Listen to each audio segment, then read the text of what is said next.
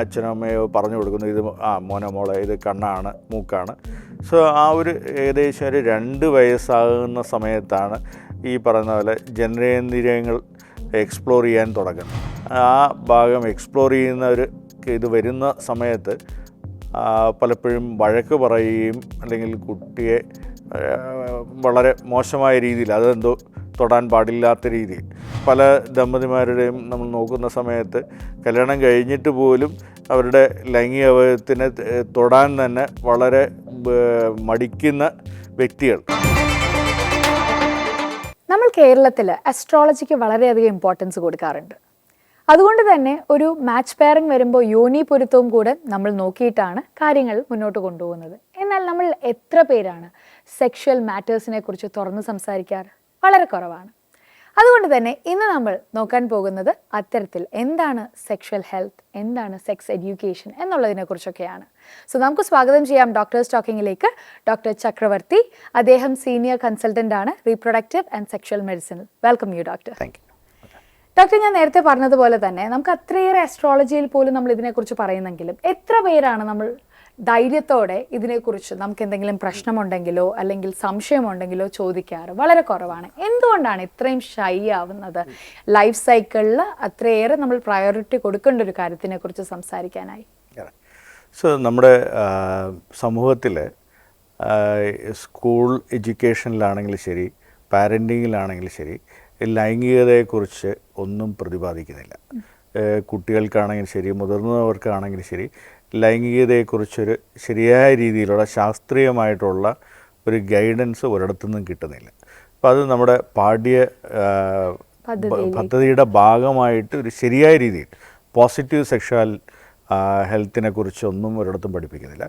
ഒരു comprehensive sexuality education ഇല്ല. അപ്പോൾ അതുകൊണ്ട് തന്നെ ഇത് നോർമലാണോ, ഞാൻ സ്വയം ചെയ്യുന്നതാണോ എന്നുള്ള കൺഫ്യൂഷൻസ് വളരെ കൂടുതലാണ്. തുറന്ന് സംസാരിക്കാനുള്ള ധൈര്യം പലർക്കും ഉണ്ടാകുന്നില്ല. അപ്പോൾ പലരുടെയും ഒരു ഭയം എന്ന് വെച്ച് കഴിഞ്ഞാൽ, ഞാൻ തുറന്ന് സംസാരിച്ച് കഴിഞ്ഞാൽ ഞാൻ എന്തോ ഒരു വളരെ മോശം രീതിയിൽ ചിന്തിക്കുന്ന വ്യക്തിയാണ് എന്നുള്ള രീതിയിൽ കണക്കാക്കപ്പെടുമോ എന്നുള്ളൊരു ഭയം പലരുടെയും ചിന്തകളിൽ വരുന്നതും ഇങ്ങനെയുള്ള കാര്യങ്ങൾ സംസാരിക്കുന്ന പങ്കാളിയുമായിട്ടാണെങ്കിൽ പോലും അവർ തമ്മിലുള്ള ഒരു തുറന്ന സംസാരം വളരെ വളരെ കുറവാണ്. ഡോക്ടർ, എപ്പോഴാണ് ഒരു വ്യക്തി സെക്ഷൽ ഫങ്ഷനിങ് അല്ലെങ്കിൽ ആ ഒരു സെക്ഷലി നമ്മൾ ഓക്കെ ആണോ എന്ന് ഏതൊരു ഏജ് മുതലാണ് ഐഡൻറ്റിഫൈ ചെയ്ത് തുടങ്ങേണ്ടത്? എപ്പോഴാണ് അതിനെ ബന്ധപ്പെട്ട് മറ്റൊരാളുമായിട്ട് ഒരു ഓപ്പൺ ഡിസ്കഷനിലേക്ക് എത്തേണ്ടത്? സോ നമ്മുടെ അദ്ദേഹം ചോദിച്ച ഒരു കാര്യത്തിൽ ഇപ്പോൾ ആദ്യം നമ്മളതൊരു ജെൻഡറുമായിട്ട് ബന്ധപ്പെട്ടാണ് നമ്മുടെ പറഞ്ഞത്.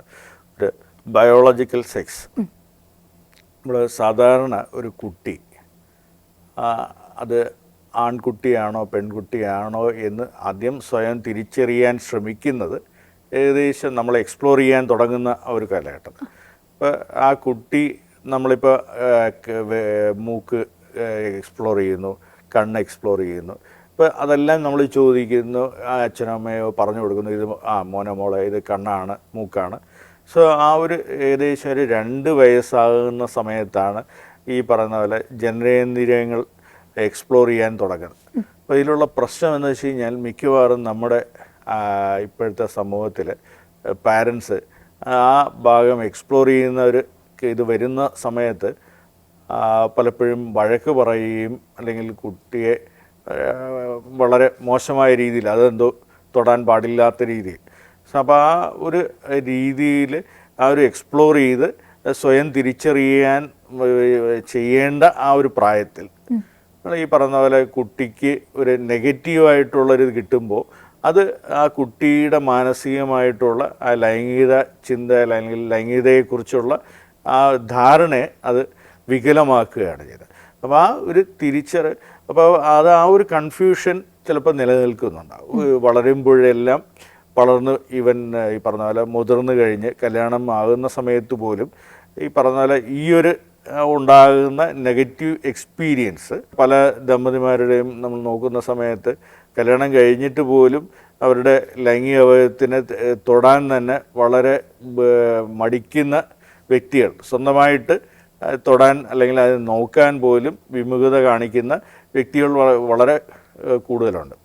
കാരണം ഇങ്ങനെയുള്ള ഒരു നെഗറ്റീവായിട്ടുണ്ടാകുന്ന എക്സ്പീരിയൻസസ് അല്ലെങ്കിൽ നമുക്ക് ഉണ്ടാകുന്ന ഇൻപുട്സ് നമ്മളെ അത് ബാധിക്കും. അപ്പോൾ അത് പലപ്പോഴും സ്വയം തിരിച്ചറിയാറില്ല ഈ പറയുന്ന പ്രശ്നങ്ങൾ.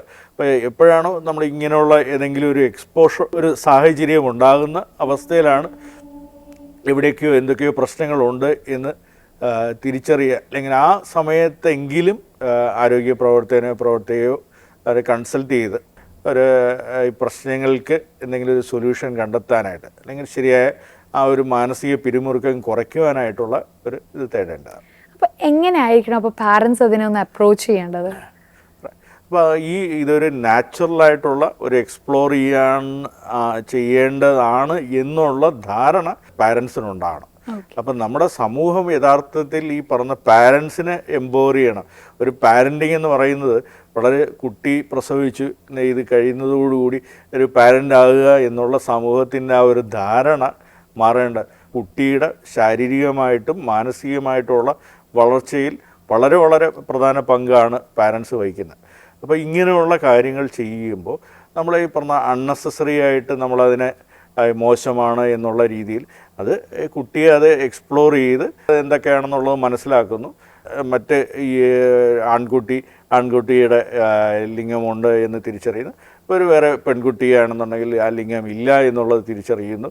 ഇങ്ങനെയൊക്കെയാണ് അവർ ഈ പറഞ്ഞ പോലെ ആണാണോ പെണ്ണാണോ എന്നുള്ളത് തിരിച്ചറിയലൊക്കെ ആ കാലഘട്ടത്തിലുണ്ടാകും. എന്നാൽ ആ കുട്ടിയെ നാച്ചുറലായിട്ടുള്ള രീതിയിൽ അത് എക്സ്പ്ലോർ ചെയ്യാനും മനസ്സിലാക്കാനും ശ്രമിക്കാൻ അനുവദിക്കുക എന്നുള്ളതാണ്. നമ്മളത് കൂടുതൽ നമ്മളതിന് ഫോക്കസ് കൊടുക്കുമ്പോഴാണ് കുട്ടിക്ക് കൂടുതൽ ആൻഷ്യസ് ആകുന്നത്. അപ്പോൾ അതെന്താണ് എന്നുള്ളത്, എന്തുകൊണ്ടാണ് ചിലപ്പോൾ ഇങ്ങനെ നമ്മൾ ഒരു നെഗറ്റീവായിട്ട് അല്ലെങ്കിൽ ഇതൊക്കെ വരുമ്പോഴാണ് കൂടുതൽ എക്സ്പെരിമെൻ്റ് ചെയ്യാനായിട്ട് നാച്ചുറലായിട്ട് നമ്മൾ മൂക്ക് തൊടുന്നു, കണ്ണ് തൊടുന്നു, ഇത് ചെയ്യുന്നു. ആ സമയത്തൊന്നും ഇല്ലാത്ത എന്തോ ഒന്നാണല്ലോ എന്ന് പറയുമ്പോൾ കുട്ടിക്ക് ചില കുട്ടികൾക്കത് നെഗറ്റീവായിട്ടും തോന്നാം, അല്ലെ മറ്റു കുട്ടികൾക്കത് കൂടുതൽ ആൻഷ്യസ് ആയിട്ടും വരാം. അപ്പോൾ അത് അങ്ങനെയുള്ളത് ഒഴിവാക്കുന്നതായിരിക്കും നല്ലത്. ഒരു പക്ഷേ ഡോക്ടർ ഇന്ന് പറഞ്ഞ കാര്യങ്ങളൊക്കെ തന്നെ നിങ്ങൾക്ക് നിങ്ങളുടെ പാരൻറ്റിങ് സ്റ്റൈൽസിൽ അല്ലെങ്കിൽ നിങ്ങളുടെ ചുറ്റുമുള്ള ആർക്കെങ്കിലും ഒരു ഇൻഫർമേഷൻ പകർന്നു കൊടുക്കാൻ സാധിക്കുന്ന തരത്തിൽ നിങ്ങൾക്ക് ഇൻഫോർമേറ്റീവ് ആയിരുന്നു എന്ന് വിശ്വസിക്കുന്നു. Thank you so much doctor for joining us today.